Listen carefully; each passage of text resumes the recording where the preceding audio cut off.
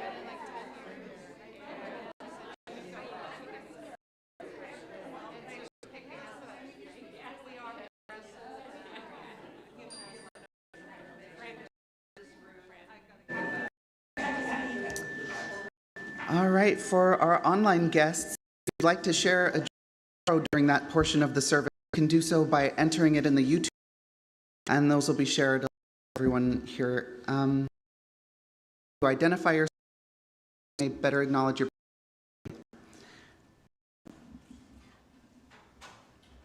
Our responsive call to worship is by O. Eugene Pickett.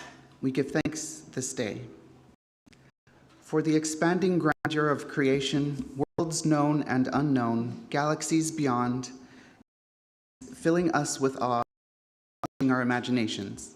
We give thanks this day for this fragile planet Earth, its times and tides, its sunsets and seasons. We give thanks this day for the joy of human life, its wonders and surprises, its hopes and achievements. We give thanks this day for our unity, our common past and future hope, our oneness transcending all separation, our capacity to work for peace and justice in the midst of hostility and oppression. We give thanks this day for high hopes and noble causes, for faith without fanaticism, for understanding of views not shared. We give thanks this day for all who have labored and suffered for a fairer world, so that others might live in dignity and freedom. We give thanks this day for human liberty and sacred rights, for opportunities to change, to affirm and choose. We give thanks this day. We pray that we may live not by our fears, but by our hopes, not by our words, but by our deeds.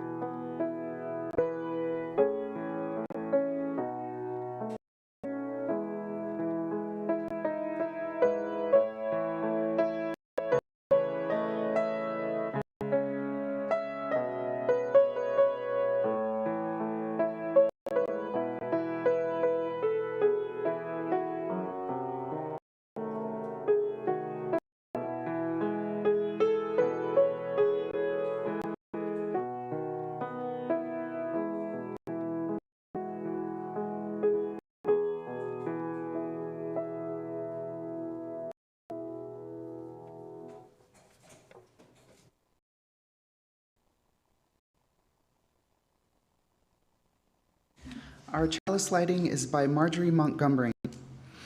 Life is a gift for which we are grateful. We gather in community to celebrate the and the mysteries of this gift. Thank you, Tyler. Good morning, everybody. Good morning. What a wonderful group of fall faces in today that explores gratitude. I want to say how grateful we are for you being here, whether you've been coming here for years or it is your first time in this room. And if some new people come in, please make room for them. We have an amazingly full room today. And after the service, please greet them and talk to them and show them how welcoming we are here at Eastros. Our service today begins with a reading by Jane Hirschfeld, a poet, and it's called Blessing.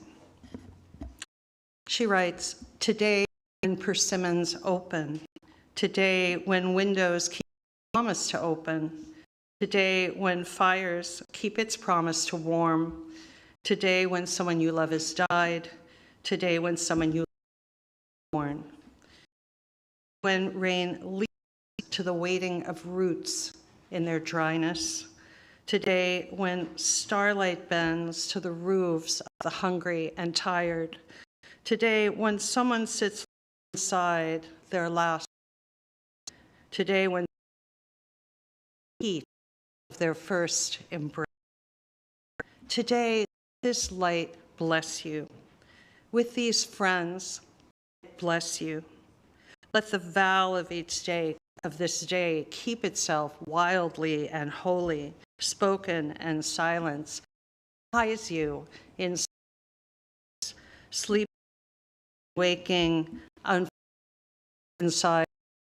Let its fierceness and its tenderness hold you. Let gratitude, all its vastness, disguised in voice. Our first hymn is a favorite. We gather together. It's number 349 in the gray hymnal, but the words will be on the screen as well. But if you want to, it's 349 in the gray hymnal. Please rise as you are able.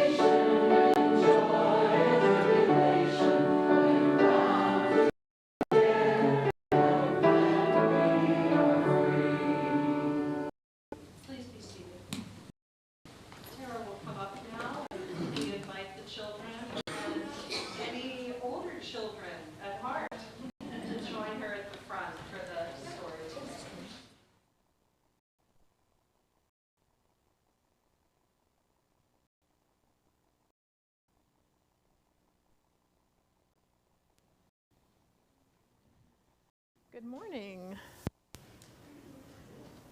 We have a lot of children with us today. It's so nice to see all of you. So some things in life are really big.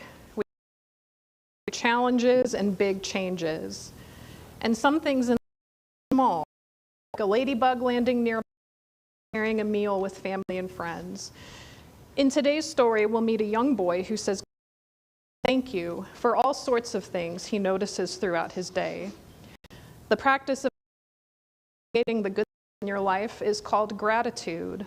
Gratitude isn't about ignoring the hard parts of life or pretending that everything is perfect. Instead, it's about opening our our hearts to notice the good, joyful, and loving bits that surround us, from the biggest events to the simplest pleasures. The story is called Gracias, Thanks, written by Pat Mora with pictures by John Parra. Wakes me up so I don't sleep for years and years and grow a long white beard. Gracias, thanks. For the ladybug that lands at my finger, a little red surprise. Gracias, thanks. For the foamy wave, sister and me, and sometimes dash after us with a fast splash. Gracias, thanks. For the bees that didn't sting me and turn me into a pincushion. Gracias, thanks. For Abuelita, who and gives me $1 when nobody's looking. Gracias, thanks.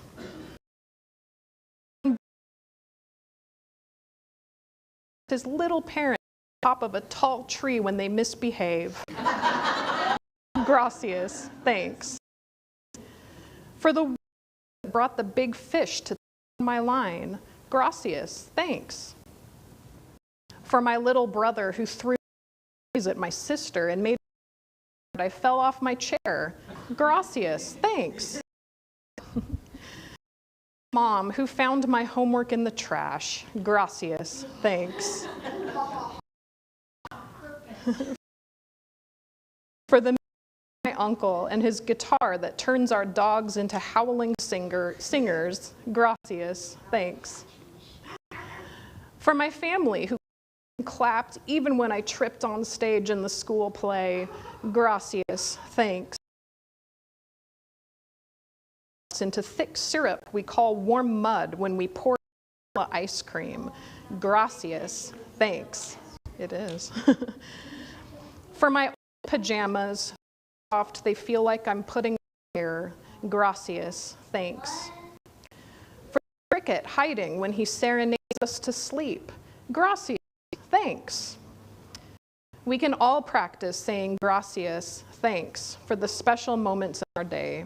Taking time to notice what brings us joy can make each day a little brighter. I'm grateful for the time we're spend together in our RE classroom while the adults continue this conversation about gratitude. You're welcome. If the adults along the center aisle will form a bridge, we'll sing the children out.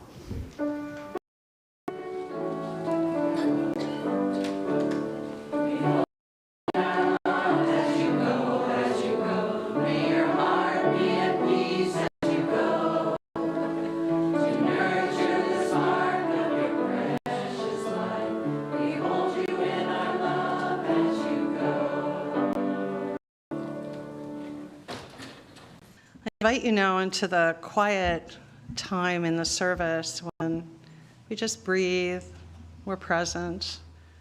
So first I invite you to uncross your arms and put your feet on the floor, uncross your legs, close your eyes, drop your shoulders, and one very big exhale.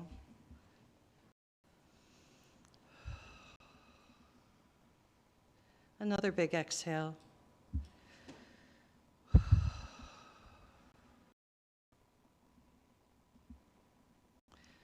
Your breath is always with you. It's your portable first aid, emotionally, spiritually, and physically.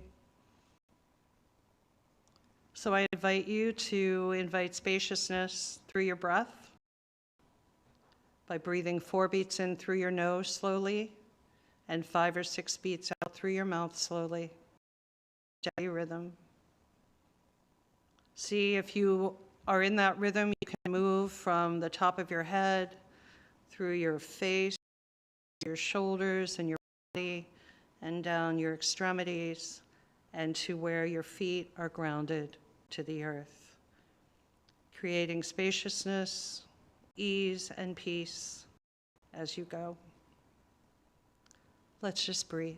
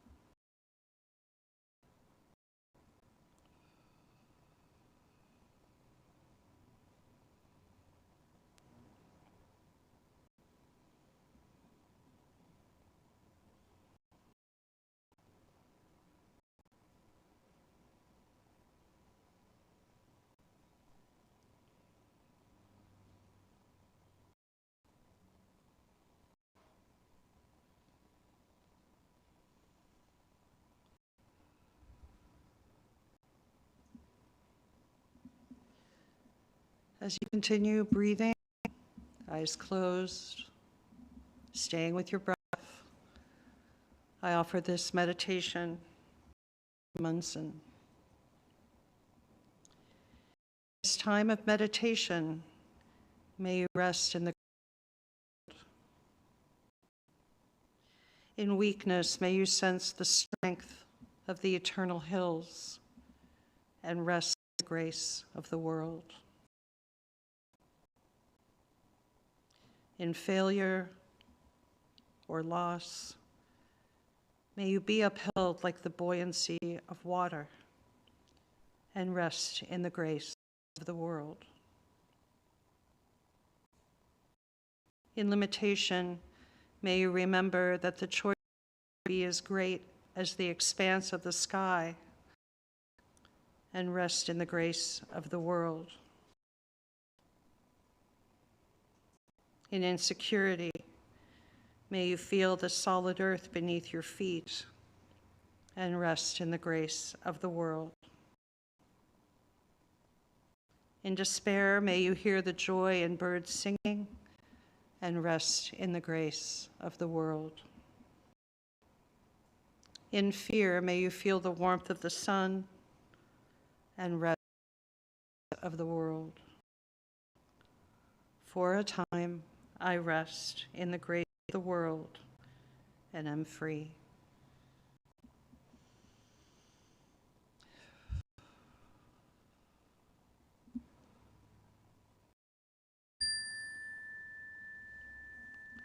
Slowly bring yourself out of the breathing with a few more rounds, and then a big exhale.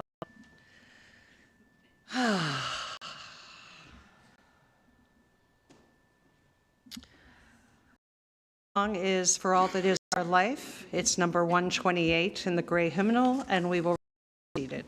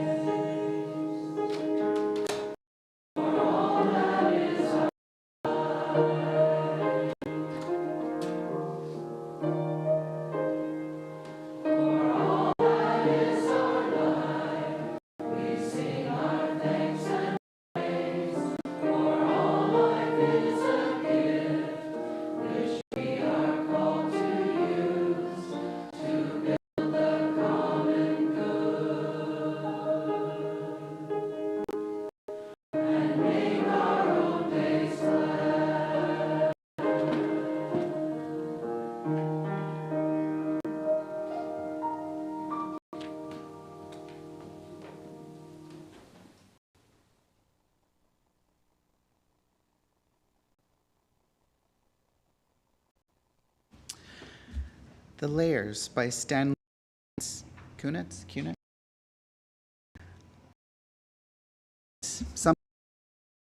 And I am not was, though some principle of being abides, from which I struggle not to stray.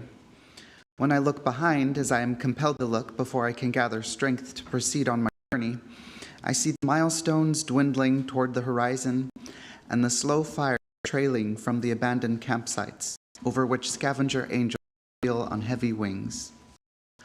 Oh, I have made myself a tribe out of my true affections, and my tribe is scattered. How shall the heart be reconciled with losses? Manic dust, those who fell along the way, bitterly stings my face. Yet I turn exulting somewhat with my will intact, to go wherever I need to go, and every stone on the road precious to me. Darkest night, when and I roamed through, a nimbus clouded directed me. Live in the layers, not on the litter. Though I lack the art to decipher it, information is already.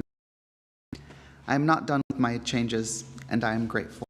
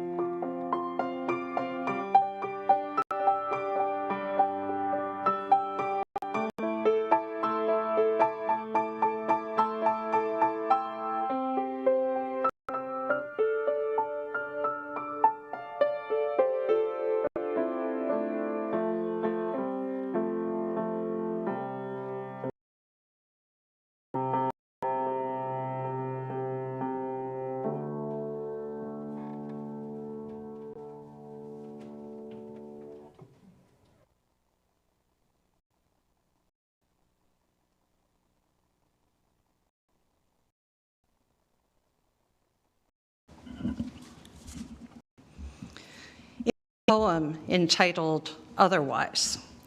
The poet Jane Kenyon reflects on, I got out of bed on two legs. It might have been otherwise.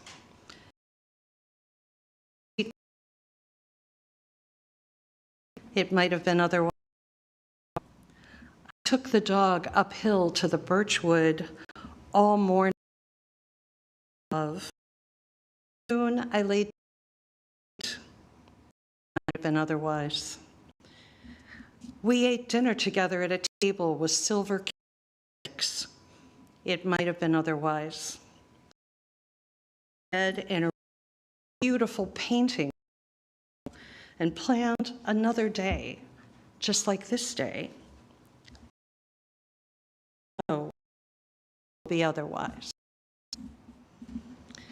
Kenyon wrote this poem in 1993 upon hearing her husband Donald Hall's cancer diagnosis. Ironically, it was Kenyon, not Hall, who died a year later from a fierce onset. This came unexpectedly with the sunrise one day, with no regard for the silver candlesticks, the paintings, the birch wood, or the flawless peach. Even so, Jane Kenyon continued to pen great verses. Life otherwise, yet the poem rested in the grace of her world, of her days, as surely as she rested in the arms of her husband at midday. In another poem written during her decline, in Twilight After Hanging, Kenyon reflects that, yes, long shadows from the bales, and yes, the soul must part from the body. What else could it do? These happen, the soul's bliss and suffering are bound together like the grasses. The last sweet exhalations, Timothy and Vet go out with the song of the bird. The ravaged field grows wet with dew. I'm awestruck and humbled by the attitude of gratitude expressed in Kenyon's Reverie. In tribute to her poem, in her, I recognize a strain of what Gary Smith once called thankfulness, absolutely. That is what I am selling this morning. Thankfulness, Absolutely.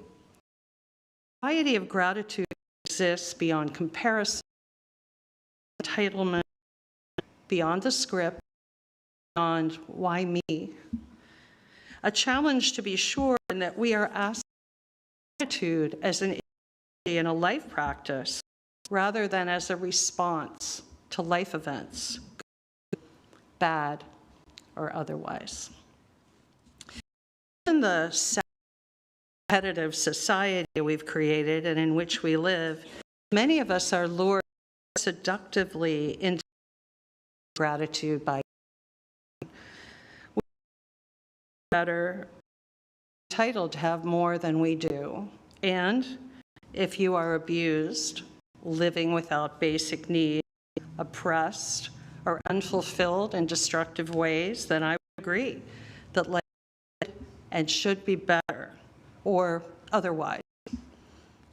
For the most part, though, we live middle-class lives in middle-class cities and towns. We've got plenty of stuff, as the yard sales we see everywhere would suggest. We have middle-class religion. And despite the we typically espouse as you use, I fear that our consumerist society has brainwashed us too. We might be able to acquire happiness or virtue, thankfulness with our Capital One Platinum cards. That equation employs a very suspect Thanksgiving theology, which is distinctly anti-universalist, which we encounter chapter and verse throughout Scripture. It makes us good doobies for thinking we all are because he, she, or it anoints us deservedly with plenty, while inexplicably allowing so many others to waste in famine, economic injustice, war-torn landscapes, or oppression. Those aren't ideas I espouse. We do think that we're good people, so only good things should happen to us. Entitlement becomes embedded like a splinter in the More than a few scholars have connected the dots, for example, between our U.S. aggression towards vulnerable populations with the inevitable loss of innocent human life, seemingly bottomless gas SUVs. My colleague, Peter Fleck, explains Thanksgiving comparison this way.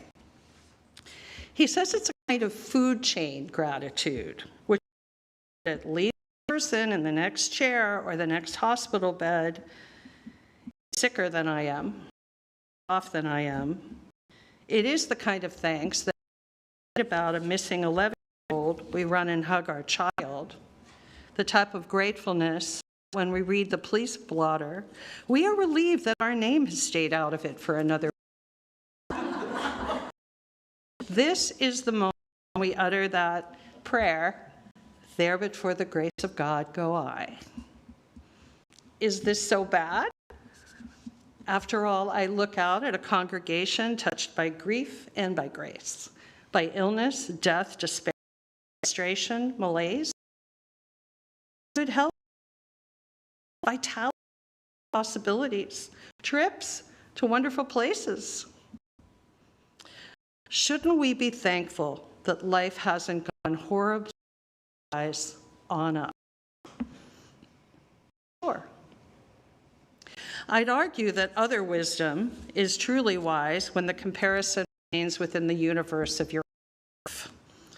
It isn't, I'm better off than so-and-so, but rather acknowledging down to the bone that it might be otherwise. In response, cultivating thankfulness absolutely in each moment, good, bad, or otherwise. To meet a person body's pure is rare. I'm not sure. Maybe a monk in a mountain cave facing the wall, but they might have things they're not grateful for too. Who knows? Human beings. Many folks don't truly appreciate love until it's gone. And having lost the opportunity to be grateful, they simply find another reason to be disappointed. But with other wisdom might be more possible to make. My life offers me blessings, flawed as it is. At least I have my peach from my cereal, or 2 strong legs, or some combination of these blessings. Other wisdom preaches that although things are not perfect in my own life, I am still grateful for what I have, what I can do, because it could be worse within the small universe of my own life. We waste much time resenting what's missing and notions of cosmic fairness. Greg Kretsch, as a Buddhist teacher, asks us to pursue a gratitude practice in 3 parts: notice, reflect, and express. Notice, reflect, and express. He observed his words, the more I think or the less likely I feel grateful for it. As long as I think I'm entitled to something, I won't consider it a gift. But when I am humbled by my own mistakes or limitations, I am more likely to receive with gratitude and a true sense of appreciation for the giver and the gift. Which explains that to experience a sense of heartfelt gratitude, you must develop a practice. Without practice, there's no development of skill, only the idea of gratitude. You can't become a grateful person just by thinking that you want to be grateful. And I think it's true also that it's hard to be bitter at the same time. Try it. See how it works out. Rather, you need to develop a new habit of to notice the concrete ways in which the world supports you every day. And then you can develop a habit of speech, expressing our gratitude to others. So I encourage you to practice today. Reflect.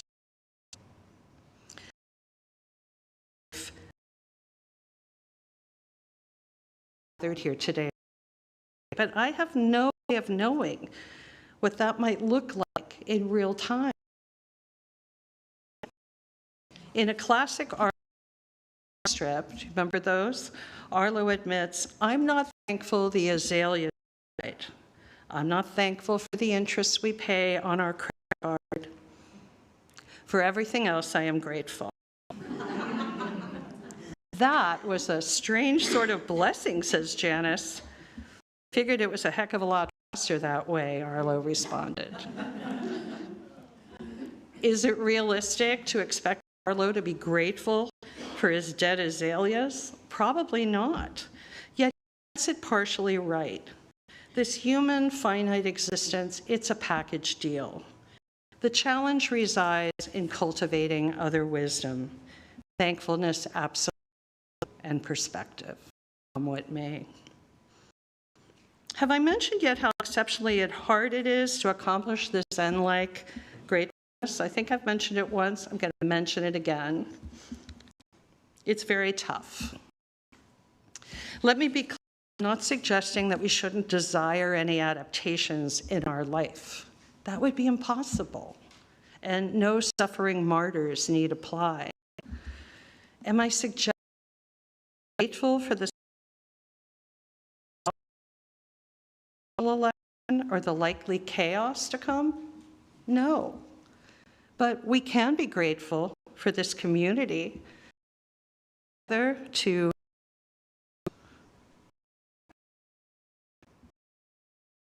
what concerns me about all of this is when the script goes haywire and our lives veer off in unscripted directions and we cry foul. Azaleas die on us. People die on us too.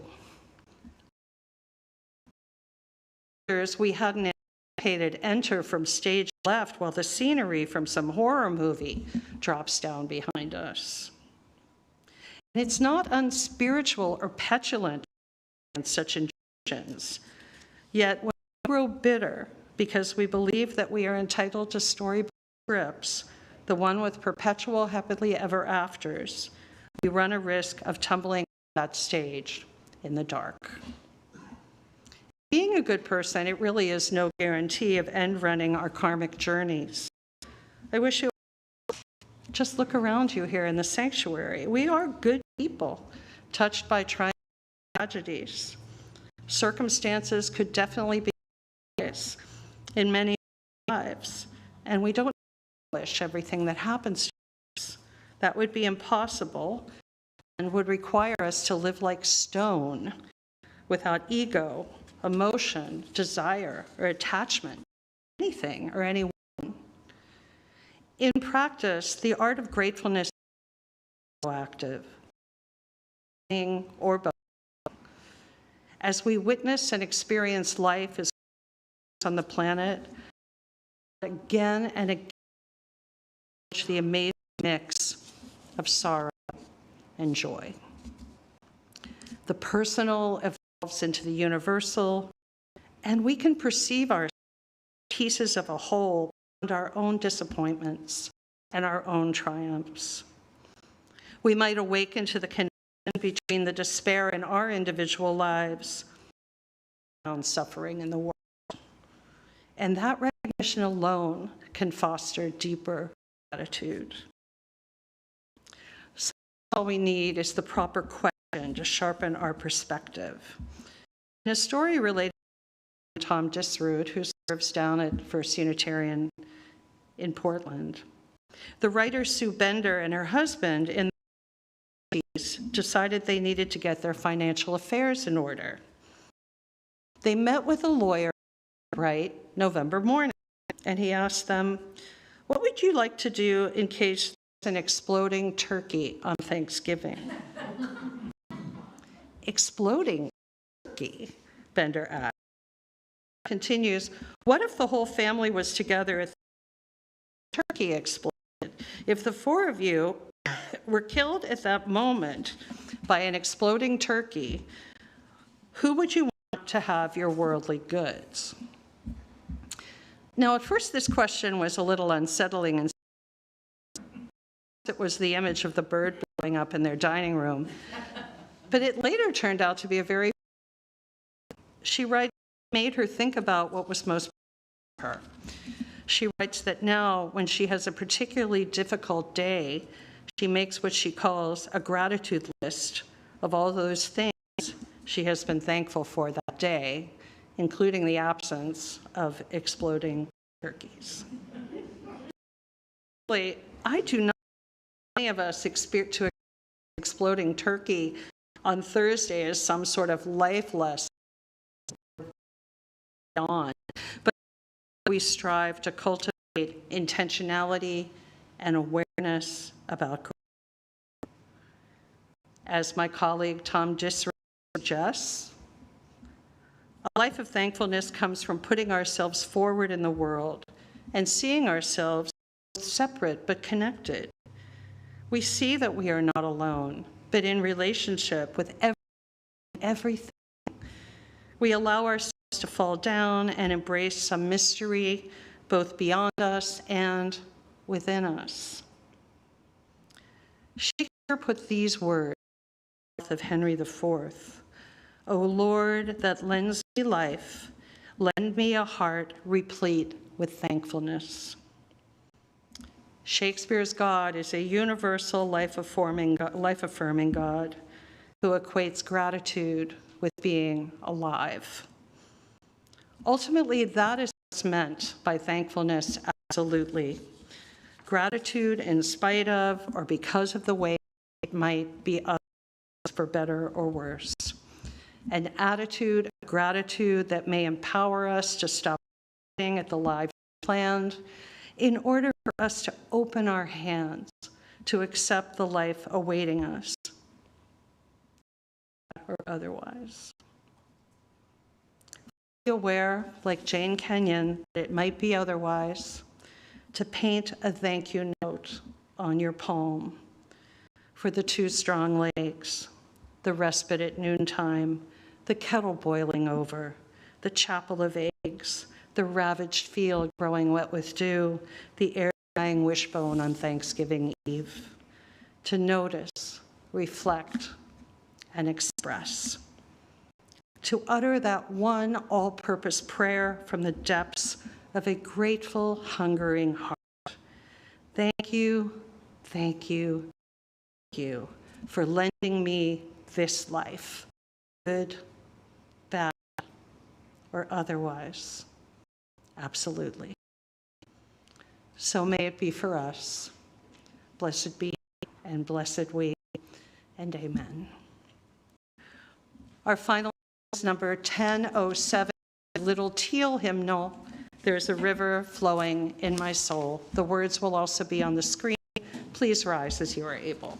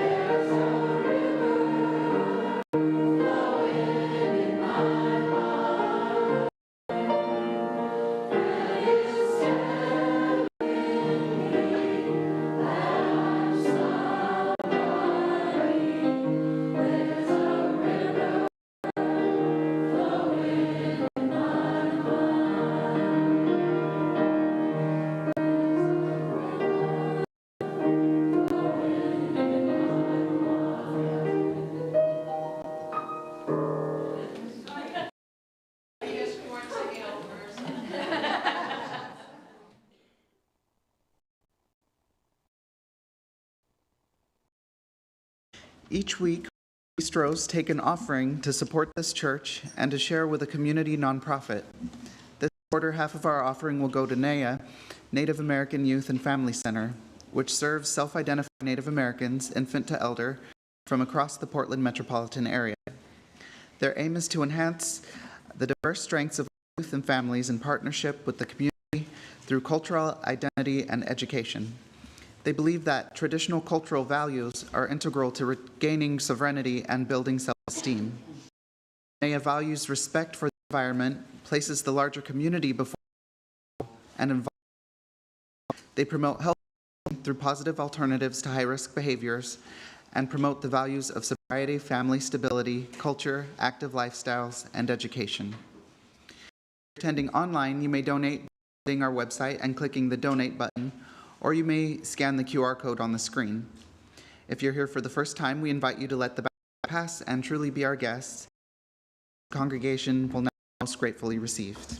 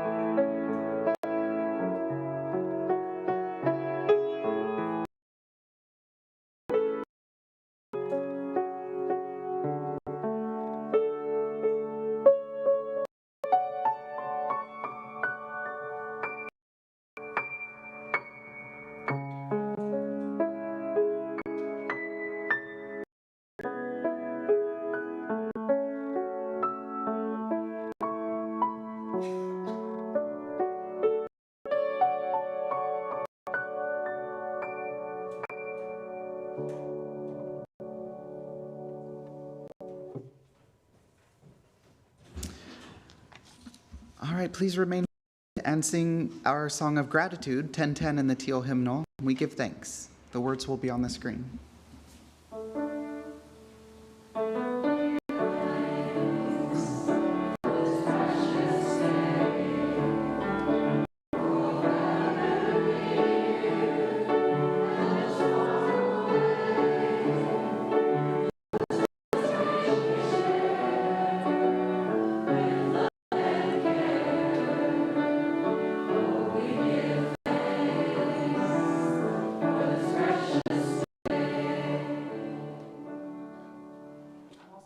Director here, but don't be self-conscious. That's okay. It's okay. We extinguish this flame, but not the light of truth, the warmth of community, or the fire of commitment. Carry in our hearts until we gather again. Okay, so the words to the postlude are up there. You are well, and there is a place where I changed the time signature, the rhythm. So just, follow. Tyler, you want to stand up here with me for this? We might need some synchronization.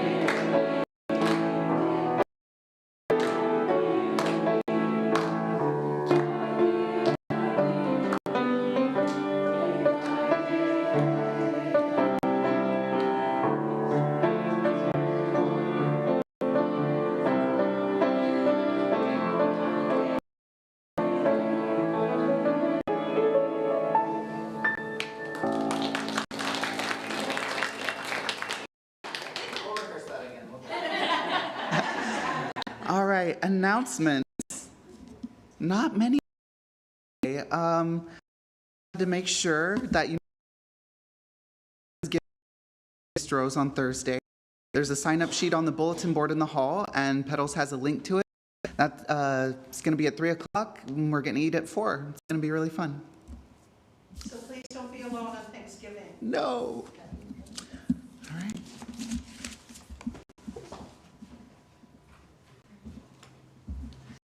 So after the service today is one of our Sundays for Spirit.